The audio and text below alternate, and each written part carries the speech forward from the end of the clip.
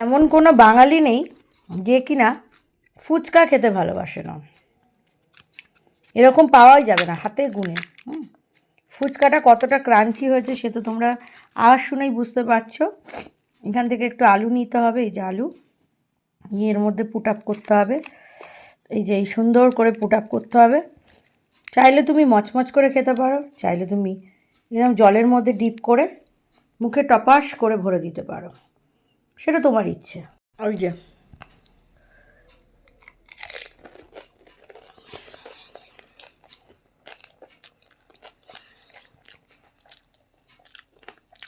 এটা খেতে হবে অনেকক্ষণ, ফিল নিয়ে নিয়ে খেতে হবে।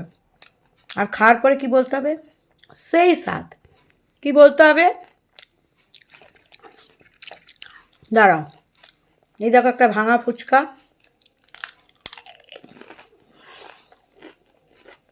মুখে নিয়ে নিলাম। নেওয়ার পরে এরকম আঁচটাই করতে হবে, সেই স্বাদ। কি বলতে হবে? সেই স্বাদ। এই যে এরকম ফুচকা, ভেতরে আলু, ওই যে আলু,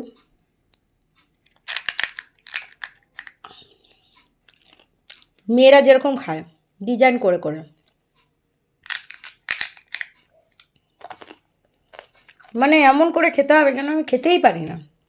আর যেসব মেয়েরা दुनिया का परवाह नहीं करता वो लड़की लोग कैसे खाता, आहा মনে হয় যেন পৃথিবীটাকে গিলে খেয়ে নিল, এমন করে খেতে হবে।